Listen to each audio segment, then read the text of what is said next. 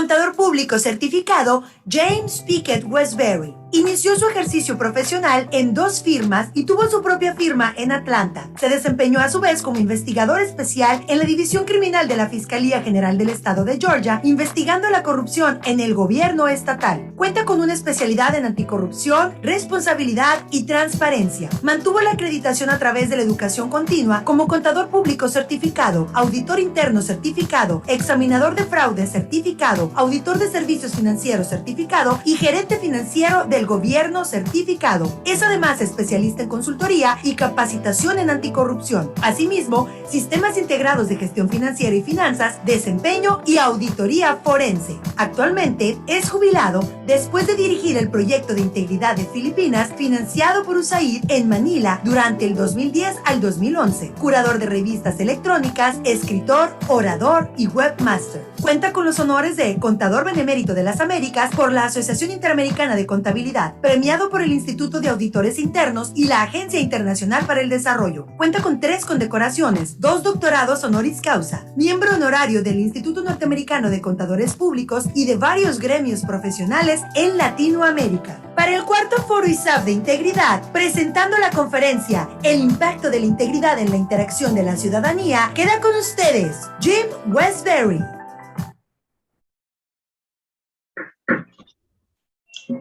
Buenos días desde la línea equinoccial,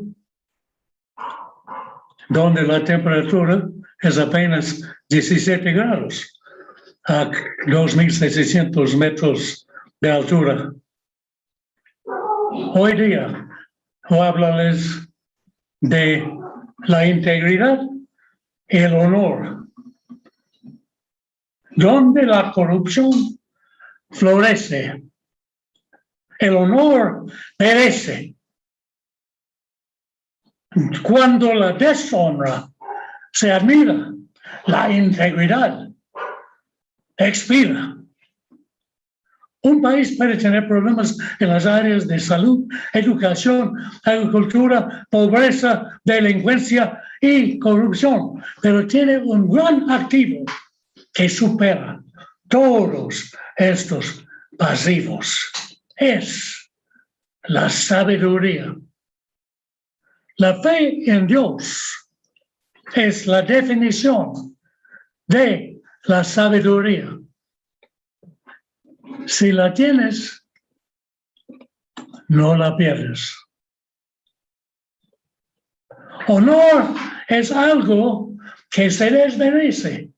Honor es lo que otros piensan de nosotros. La integridad es lo que nosotros mismos pensamos sobre nuestro propio carácter.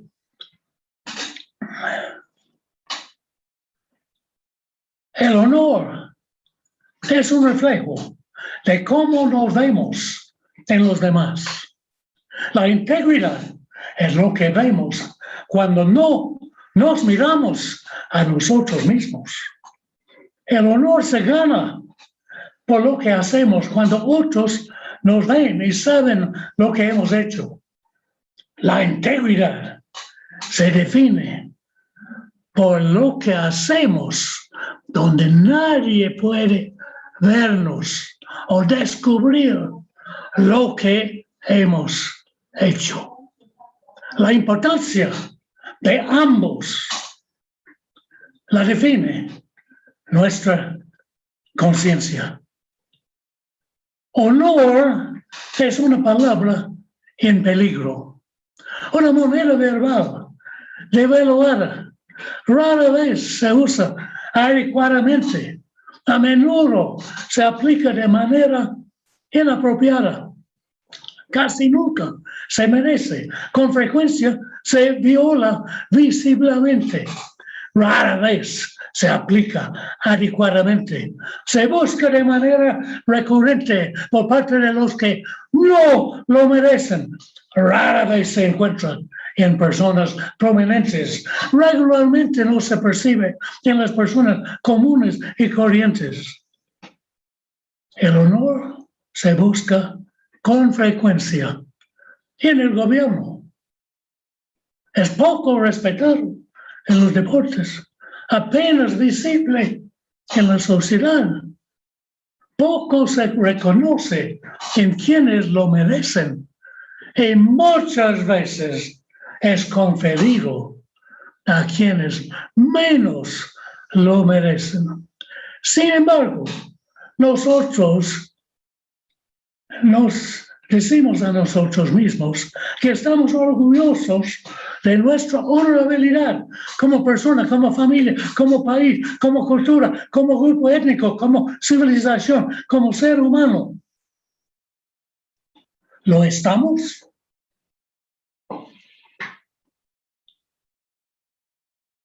¿Merecemos estar orgullosos de nuestro honor? ¿Quién es todavía honorable? ¿Queda ya algún alma o persona noble en el planeta? ¿Hubo un tiempo en que la honra marcaba la diferencia? Actualmente puede que no sea ya así. La palabra noble ha desaparecido de nuestro vocabulario. ¿Cuándo fue la última vez que usted escuchó a alguien ser descrito como noble o haber hecho algo noble? Apuesto fue el Chapulín Colorado cuando se quejaba de que se aprovechaban de su nobleza. El anonimato de la mega ciudad ha relegado el honor a la basura de la historia. La invisibilidad dentro de la masa de la humanidad ha obviado la necesidad de ser honorable o incluso honesto. ¿A quién no importa qué piensen los demás hoy en día? En paralelo, el honor se otorga con una buena medicación. Como una buena medicación. A los alumnos de algunas escuelas se están dando las calificaciones máximas, ya que sean que hayan aprendido algo o no. Y algunas escuelas realmente actualizadas ahora están honrando a sus estudiantes en las ceremonias, a todos los estudiantes en las ceremonias de graduación, solo para que nadie se sienta mal. Así vemos que simultáneamente con la importancia decreciente del honor, su significativo se diluye en la nada.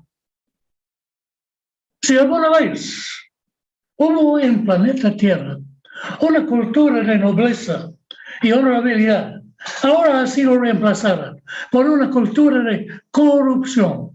Si alguna vez existió en una cultura de integridad, ha sido reemplazada por una cultura de deshonra. El culto de la corrupción se ha convertido en el credo de la civilización en el siglo XXI.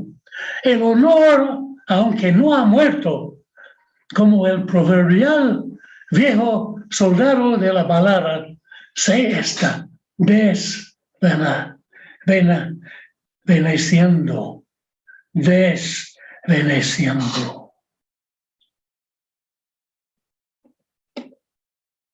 Se dice que alguna vez en esa esfera relativamente pequeña de la materia giratoria, donde estamos temporalmente aprisionados por la ley de Newton, los habitantes actuaron con honor, hablaron con honor, se vistieron con honor, respetaron las leyes con honor, trataron a los padres con honor, crearon a sus hijos con honor, defendieron su país con honor, sirvieron a su gobierno con honor, adoraron a su Dios con honor y vivieron sus vidas con honor. Una mirada rápida a nuestro idioma nos dice que el honor, al menos en el pasado, se consideraba muy importante, pero se ha desvaluado en gran medida como una moneda sobrevaluada en una depresión. Por ejemplo, hay varias palabras en el idioma español que significan meritorio de ser honrado, que uno es un merecedor de ser honrado, o la cualidad de ser digno de honor o respeto. Esas palabras son honorabilidad, honestidad, honorable, honradez, honesto y honor. Rara vez se utilizan las palabras honorabilidad o honradez. El honorable solo se utiliza ocasionalmente para dirigirse a algunos funcionarios públicos, los que raramente lo son. Simultáneamente, existe un exceso injustificado de homenajeados a manera de enaltecer su autoestima. Si todo el mundo se convierte en un homenajeado, nadie se siente realmente honrado. Esas palabras se han vuelto obsoletas, sin sentido, o se están desvaneciendo. Esto nos lleva a la palabra honor y las preguntas que tengo para ustedes. El honor también se desvanece, se volverá obsoleto. Nosotros, como individuos, merecemos ser honrados. Nuestros padres y familias merecen ser honrados. Nuestro país merece ser honrado. Si el honor se desvanece, ¿qué lo reemplazará? ¿Qué es un hombre honorable? Aquí una definición. Un hombre honorable es aquel que merece honor por su carácter. Un hombre cuyos hijos lo miran como un ejemplo de gran padre. Un hombre cuya esposa puede respetarlo y amarlo por su integridad, honestidad y fidelidad, merece honor. Un hombre cuya familia y amigos lo respectan por su decencia y bondad, merece honor. Un hombre que tiene la intención de vivir la mejor vida que pueda, merece honor. Un hombre que dedica su vida a hacer el mundo un lugar mejor, merece honor. Hombres honorables son aquellos cuyas vidas nos inspiran, enriquecen nuestro mundo y hacen que el planeta sea mejor estando aquí.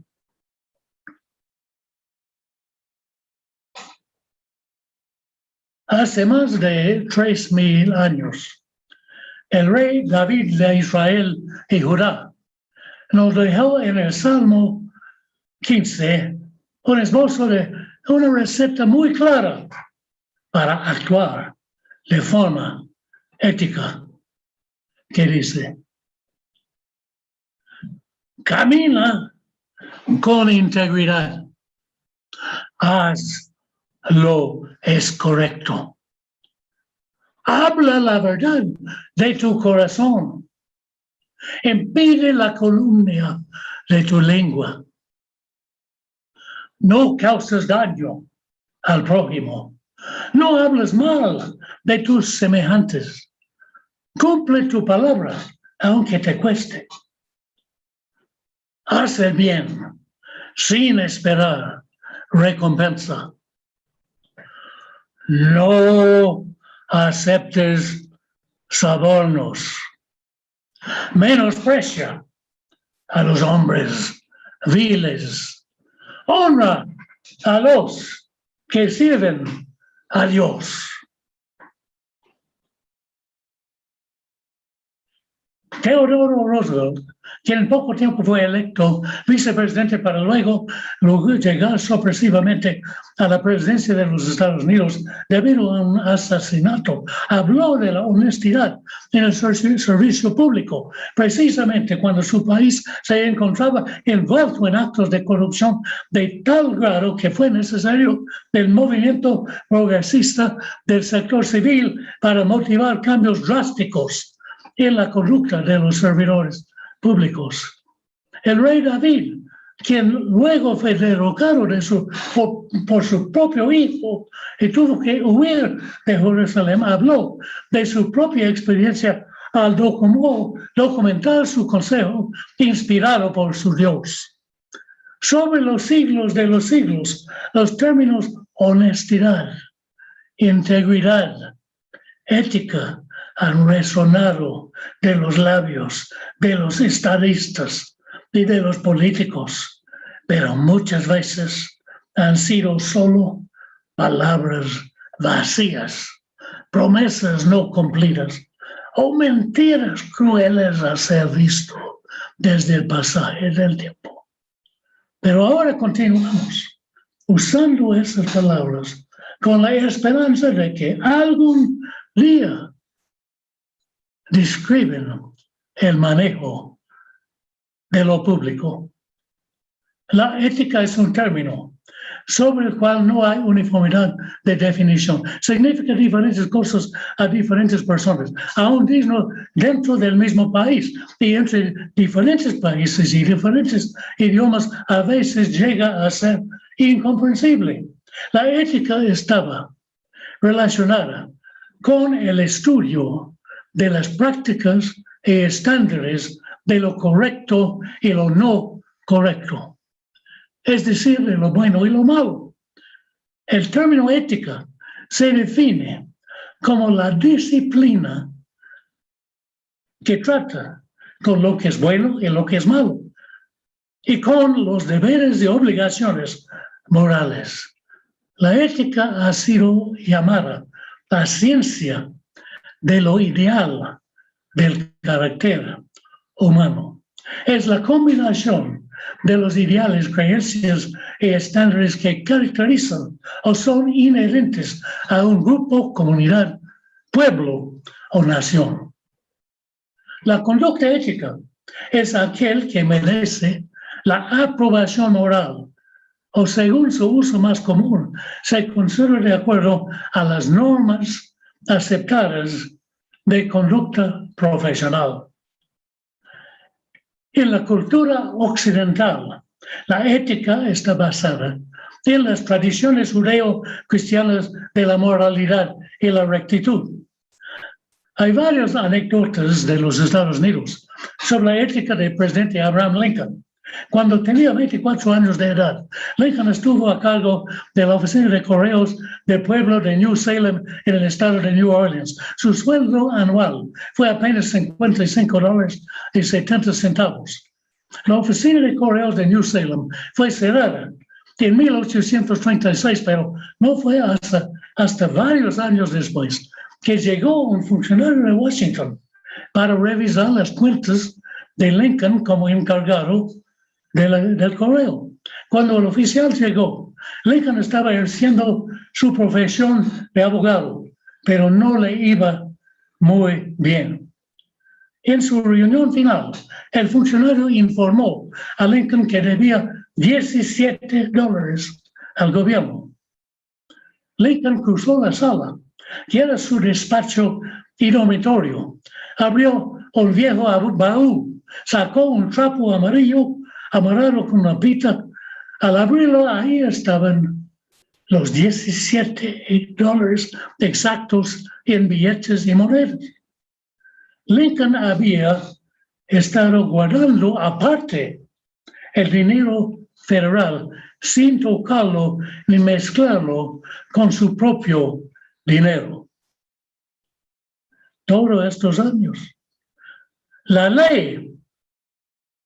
ley obligó a Lincoln a devolver el dinero, pero la ética particular del futuro presidente le obligó a mantenerlo por separado de sus propios fondos.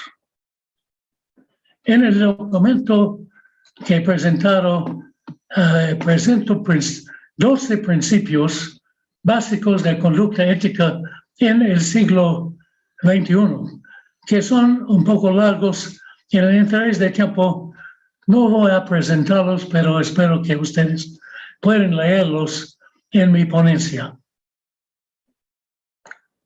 Ahora hablamos de algo que es más importante que la legislación, más importante que los códigos de ética o de cualquier otro instrumento o práctica destinados a inculcar una conducta ética.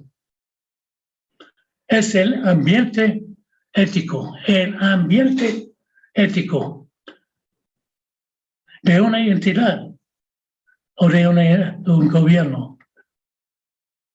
Es un problema muy particular del sector público que a menudo se caracteriza por muchos discursos, debates y disposiciones como este a favor de una conducta ética. Pero de forma simultánea demuestra un ambiente ético pésimo a raíz de la conducta arrogante, egocéntrico y muchas veces ilegal de los líderes políticos, de manera pública o privada, que al recibir del pueblo el privilegio de un alto cargo público, de alguna forma se sientan como el legendario rey de la popular canción Tuyo en México, con el derecho a hago siempre lo que quiero, mi palabra es la ley y sigo siendo el rey. Es una canción alegre que me encanta, pero es una tristeza que los gobiernos la pongan en la práctica y una tristeza muy común a través de que todo el mundo, aún donde no conocen ni cantan dicha canción. En el campo de la ética, la principal maldición de los gobiernos es el líder que no da cuenta o no le importa el hecho de que cada uno de sus actos contribuye a fortalecer o debilitar el ambiente ético del Estado, del gobierno nacional, estatal o municipal.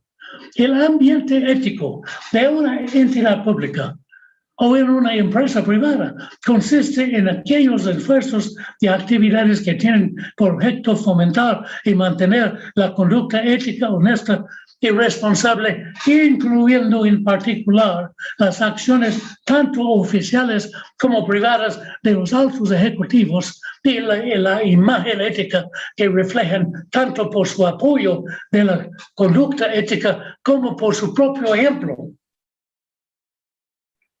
El ambiente ético es parte del más amplio ambiente o interno de control que ustedes auditores conocen. Es uno de los componentes del control interno descrito de la siguiente forma en el informe de acoso, documento patrocinado por 5 organismos profesionales prominentes de Estados Unidos, que a su vez ha sido adaptado a las realidades de muchos países. Hay extractos de esto en mi ponencia que voy a saltar también en el interés de tiempo, pero el ambiente de control y los otros 4 componentes del mismo constituyen la base del concepto de control interno gerencial. En mi opinión, dicho concepto depende entera y completamente del ambiente ético. ¿Y dónde el ambiente ético se contamina de forma irreparable? El concepto y la aplicación del control interno se derrumbe. Esto deja como única alternativa el control externo que inevitablemente conduce a medidas represivas de carácter policíaco como las únicas que se puede aplicar para combatir el caos en los asuntos administrativos y financieros de la entidad o del gobierno y que ponen en peligro el sistema democrático. El informe COSO, como todas las similares declaraciones sobre control interno, tiene una salvedad de mega importancia. Lo siguiente, los controles pueden ser evadidos por medio de confabulaciones de dos o más individuos. Y la gerencia tiene la habilidad de sobreponerse para anular el sistema. Esto es precisamente lo que está ocurriendo alrededor del mundo entero, tanto en el gobierno como en las empresas privadas. Todos los días aparecen noticias al respecto.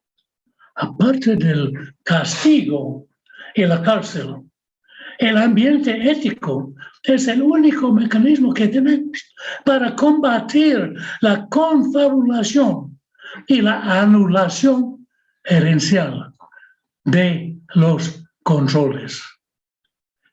Es muy claro que no es la única obligación de los altos ejecutivos de ejercer los deberes gerenciales efectivo y eficientemente, sino que también deben estar a cargo de la dirección ética y su propia conducta debe ser un modelo personal de honestidad y de principios éticos para el resto de los miembros de la organización.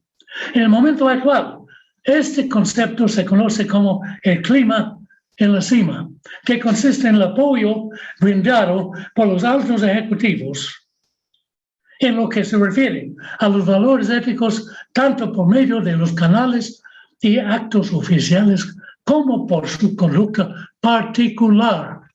La descripción de este concepto está definido en otros documentos que no hay tiempo de explorar en este momento, pero espero que ustedes los estudien.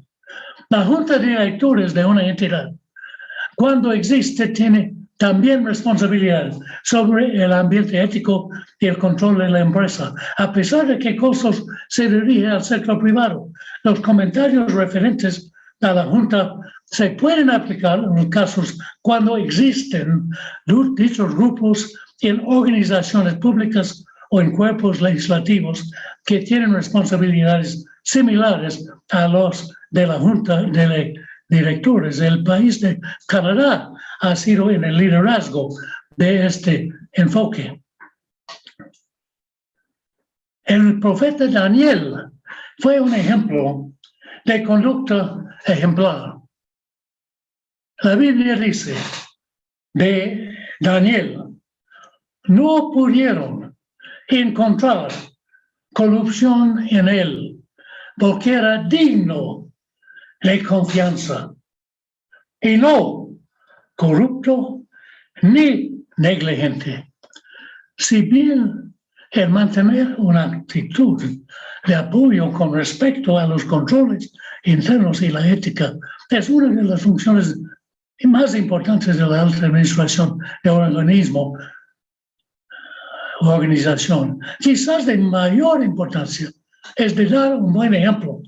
Los dichos de haz lo que predicas y las acciones son más importantes que las palabras son particularmente relevantes en el caso de la credibilidad de los funcionarios públicos. Trágicamente, muy a menudo, los mismos altos funcionarios públicos que apoyan prácticas éticas, que predican los valores de una conducta ética, no siguen sus propios consejos en sus actos personales y así minan su propia credibilidad y la de las entidades que representan y ponen en duda todas las declaraciones oficiales dirigidas a sus subordinados. Un conducto ejemplar por parte de los altos ejecutivos es esencial para mantener el ámbito ético. La tragedia de los gobiernos del mundo se evidencia en todos los días en las noticias publicadas en los diarios y transmitidas por la televisión, y es que los funcionarios que han sido designados a ocupar los puestos públicos más altos no están dando un buen ejemplo con sus acciones. En realidad muchos de ellos están dando un muy mal ejemplo y por consiguiente están destruyendo la fe del público en el sistema de gobierno democrático.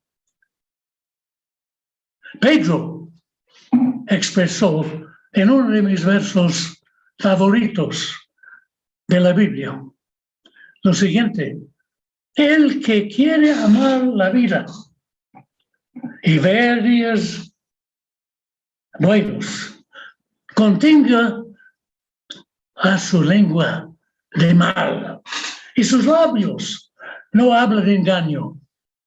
Apártense del mal y haga el bien. Ahora hablamos de la relación invertida entre integridad y corrupción, que convierte la honorabilidad en deshonra. Aquí hay dos ecuaciones de los personajes que se puede ver mejor en el texto, pero esta es la ecuación positiva. Integridad más honestidad, más responsabilidad, más ética, más credibilidad, e igual honorabilidad. El inverso, corrupción, más fraude, más soborno, más irresponsabilidad, más descrédito, igual a la deshonor. Los antónimos tradicionales de la integridad son corrupción, deshonra y deshonestidad. Los antónimos de honor son la mancha, la desgracia, la mala reputación, el estigma. Este ha sido la tradición. Pero los tiempos están cambiando. Nuestros tiempos están cambiando con rapidez. En la sociedad actual, moldeada por los medios de comunicación, que adora a las celebridades, se está volviendo obvio que ya no siempre es una vergüenza, una mancha o un estigma ser corrupto, deshonesto o deshonroso. El notorio desprecio por las normas anteriormente elevadas se usa ahora a menudo como un adorno de orgullo en lugar de una mancha de vergüenza. Y hablando de vergüenza, esta es otra palabra pasada de moda. Hace más de un siglo, el gran patriota cubano José Martí, al comentar sobre el declive y la vergüenza, dijo lo siguiente: la vergüenza debe ponerse de moda. Cuando yo escuché esto la primera vez, yo dije, ¿qué? ¿La vergüenza? José Martí estaba haciendo hincapié que la vergüenza estaba desapareciendo. Hace 100 años, mire dónde estamos ahora. En cambio, parece que la vergüenza ha sido revocada. Aquellos que deberían sufrir la vergüenza son ahora héroes de bocazas que han desafiado a la tradición, la ley, el honor, y siempre son inocentes hasta que demuestra que o no su culpabilidad.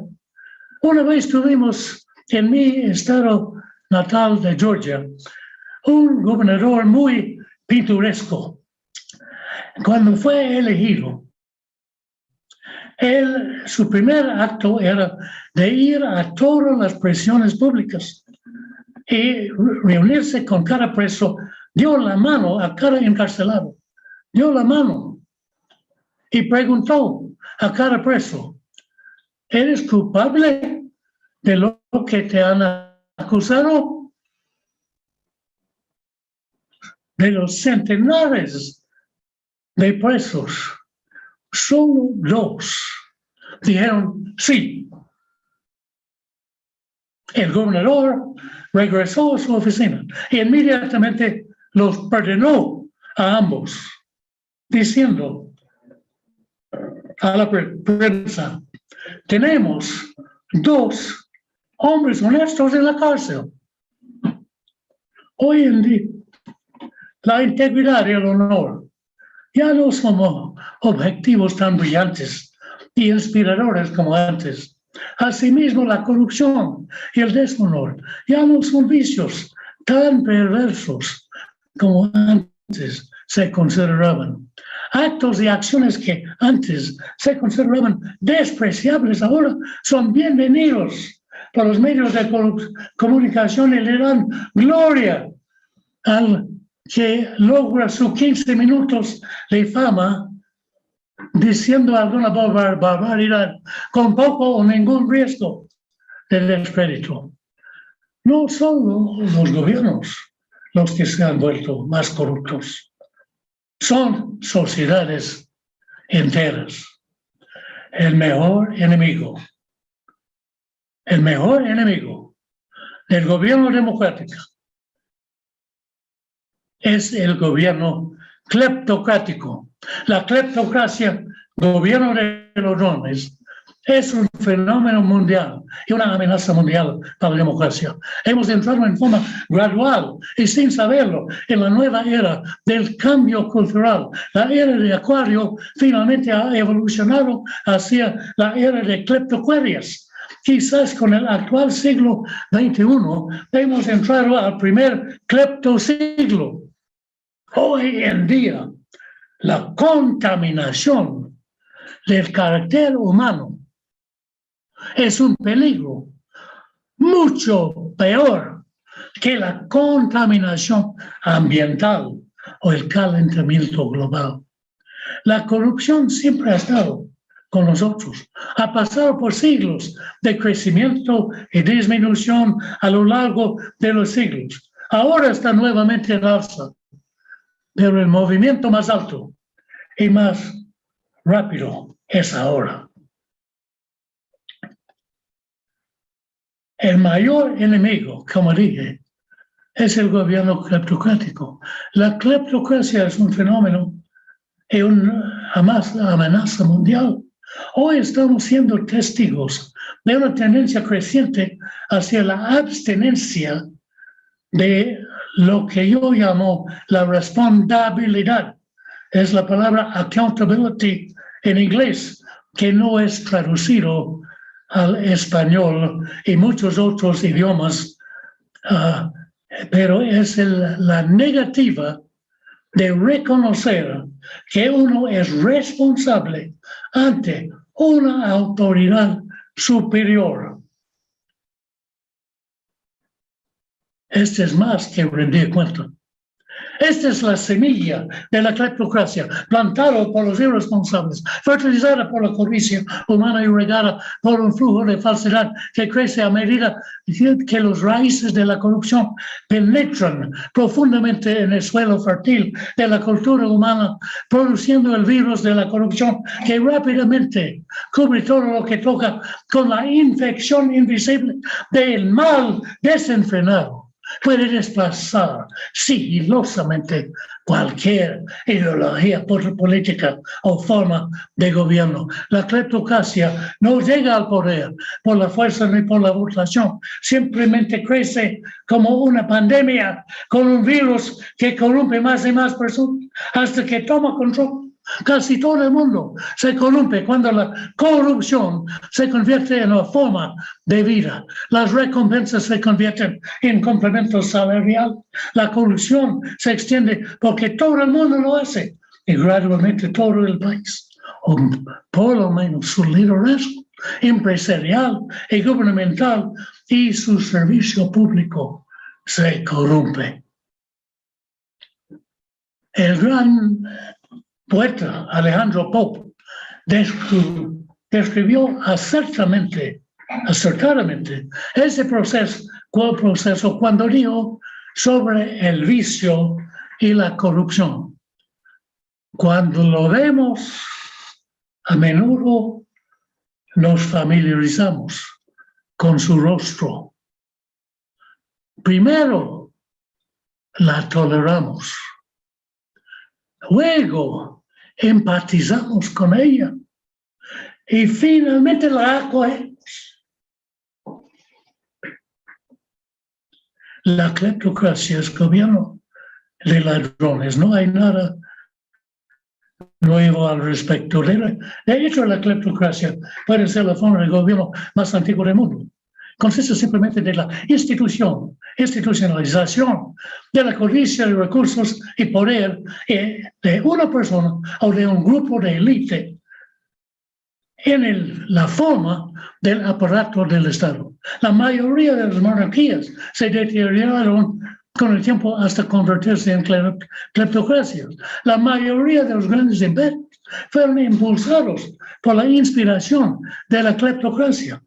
Los saqueos de los ejércitos conquistadores en tiempos de guerra y los odiados tributos ejecutados por los recaudadores de impuestos en tiempos de paz, todo en el nombre del gobierno, impregnan las páginas de la historia de nuestra llamada civilización.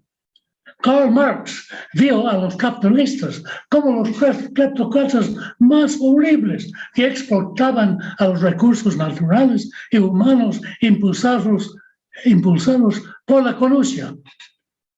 Pero sus propios discípulos hicieron exactamente lo mismo, incluso mientras alababan a su nombre. Hemos visto el efecto dominó de la indagación de la gente con la cleptocracia en las antiguas repúblicas soviéticas, pero la disolución expresada por muchos de los excomunistas no ha sido tanto con la ideología, sino con la corrupción que desacreditó las promesas utópicas. Se hizo evidente para el mundo en la última década del siglo XX que la cleptocracia había desplazado el comunismo en varios países. Pero ahora estamos viendo en el siglo XXI lo mismo en varios de nuestros países vecinos aquí en las Américas. Cuidado, puede desplazar la cleptocracia a la democracia con el mismo sigilio. El gran desafío para la gobernabilidad democrática actual es cómo protegerse de la pandemia de cleptovirus, quizás aparentemente inactivo e invisible, pero aún impregnando de una sociedad que se ha dado a él. A menudo largo de la historia, una cleptocracia ha sido derrocada por ciudadanos disgustados solo para ser reemplazada por otro, bajo otro nombre, luego por otro y otro y otro, durante años. El cleptovirus es invisible.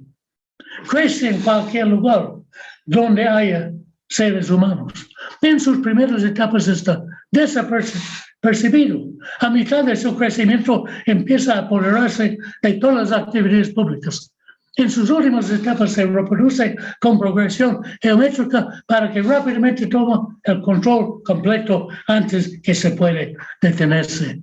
El tercer presidente de Estados Unidos, Thomas Jefferson, dijo: el momento de protegerse contra la corrupción y la tiranía es antes que se apoderen de nosotros. Ahora estamos viendo la etapa tardía de pandemia de crecimiento de cleptovirus en todo el mundo actual. La etapa geométricamente progresiva ya nos ha atrapado, muy especialmente en las principales ciudades del mundo y en bastantes países, incluso algunos muy grandes que nunca soñaban que tal cosa podría pasar.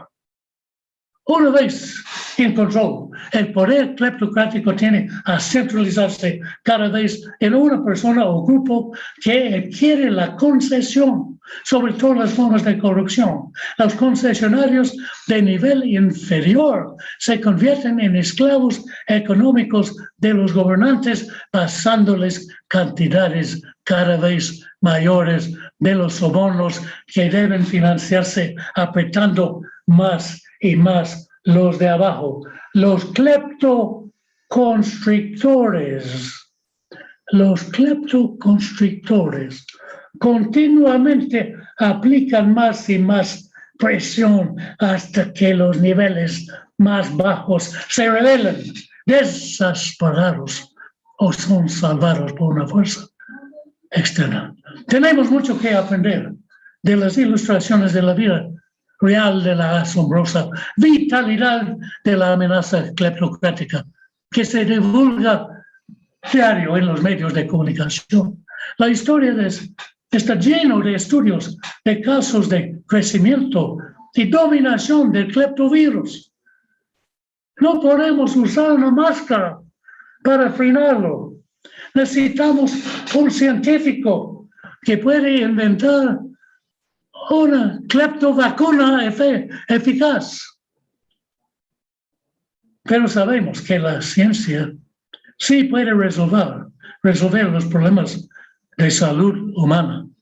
Lamentablemente, la ciencia nunca podrá resolver los problemas de la conducta humana. La solución al crecimiento de cleptovirus está dentro de nosotros mismos. Podemos prevenir la cleptocracia, podemos controlar la corrupción en el gobierno, pero solo podemos hacer esto cambiando a las personas, viendo que aceptan su deber de rendir cuentas, que restauran el honor como una meta en el comportamiento humano, la integridad como un requisito previo al respeto y la admiración, y haciendo nuestro mejor esfuerzo para descontaminar la cultura que nos rodea. La integridad y la honorabilidad constituyen la verdadera cleptovacuna. Al reconocer la importancia de la integridad y la honorabilidad, no podemos erradicar la corrupción de nuestro planeta, pero podemos controlarlo, prevenir gran parte de ella, descubrir la mayor parte y tomar medidas más efectivas e inmediatas para castigar a los responsables de ella. Pero si podemos vencer la corrupción, debemos determinar que ante quién somos responsables. ¿Ante quién somos responsables? Somos responsables ante nuestro Creador, nuestra familia, nuestra nación, otras personas y nosotros mismos. Entonces, si somos intensos, entonces tendremos el derecho y el deber de insistir en la responsabilidad de los demás. A la rendición de cuentas debemos sumar integridad. A la integridad debemos sumar honestidad. A la honestidad debemos sumar la conducta ética. A la conducta ética debemos sumar credibilidad a través de la veracidad y la transparencia. Entonces merecemos honor y no debemos dejar que el honor se desvanece. La integridad y la honorabilidad pueden superar la amenaza corrupta y deshonrosa, de la pandemia, de la cleptocracia a la democracia. Pero el clima en la cima es calamitoso en todo el mundo. Los ciudadanos del mundo tienen en común una pérdida de fe en los altos funcionarios públicos que han elegido y como resultado de ello están perdiendo fe en el proceso democrático.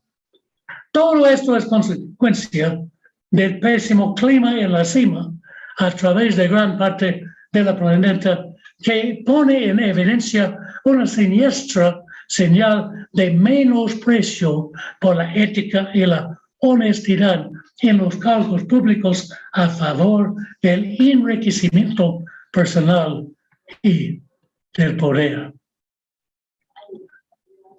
El gobierno no requiere el amor de sus ciudadanos, pero sí requiere su confianza. Siembra conducta ética, cosecha confianza. No hay ley, ni reglamento, ni parlamento, ni consejo municipal, ni alcalde, ni policía, ni fiscal, ni auditor, ni juez, ni maestro, ni profesor, ni ejército, ni poder público capaz de imponer la honestidad y la ética. Se requiere la adopción de acciones en forma individual. Y estos son los pasos. Fijar como objeto personal el perseguir la honestidad y rechazar la tentación, la maldad, el odio en tu propia vida. 2, limpiar tu corazón de los pensamientos malos, los deseos egoístas, la codicia, la envidia y la aceptación de los actos corruptos, pequeños y grandes. Unirse con otros ciudadanos, adoptando un enfoque sistemático, práctico e integrado de lucha contra la corrupción. 4, declarar una guerra permanente contra la corrupción, utilizando todos los armamentos disponibles, especialmente la tecnología. Y finalmente, enseñar ética por tus propios actos, tu propia imagen. Enséñalo a tus hijos, a tus nietos. Enséñalo desde los colegios primarios hasta las universidades, asegurándote que no es enseñanza teórica, sino aplicada y ilustrada en la vida diaria de los maestros, en las instituciones de enseñanza y de los padres en el hogar. Hace siglos, en la China, se preguntó a un anciano sabio, ¿qué podemos hacer de la corrupción, la falta de obediencia y ética entre nuestros hijos? El sabio chino contestó,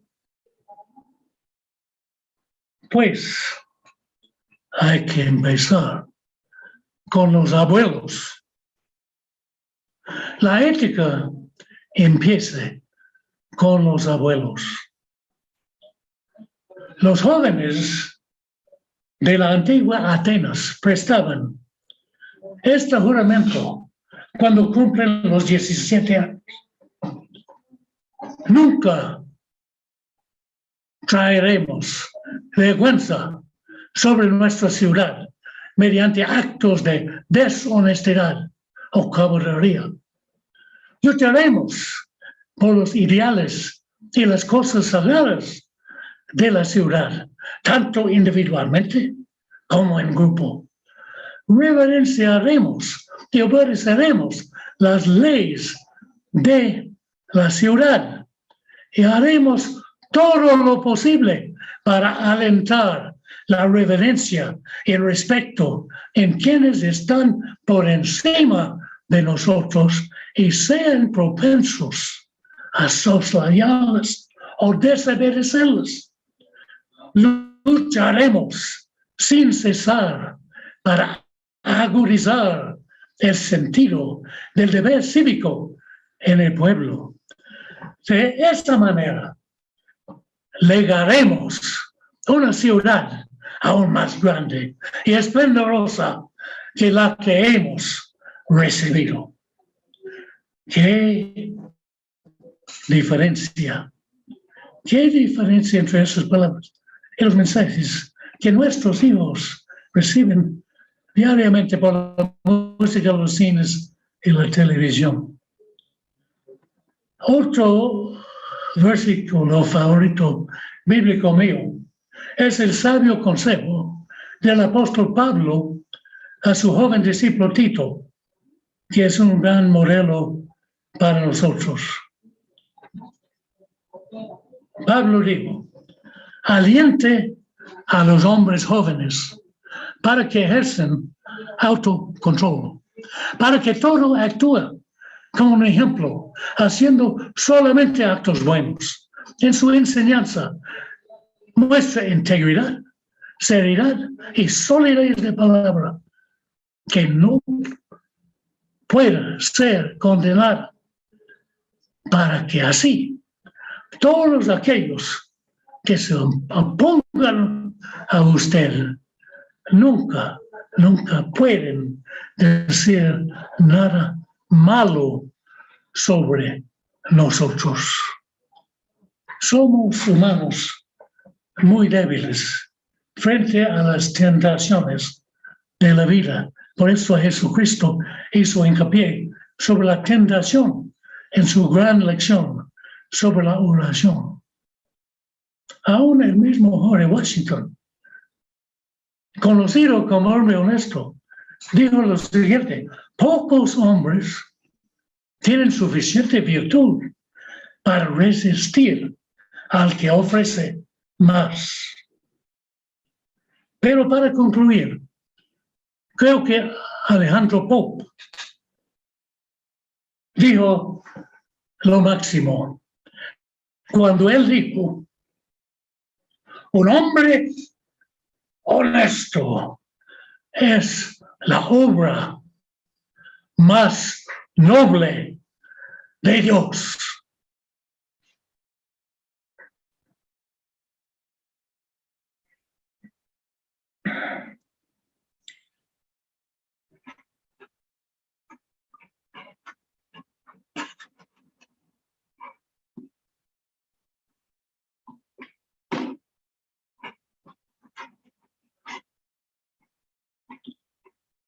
Público, Jim Westbury.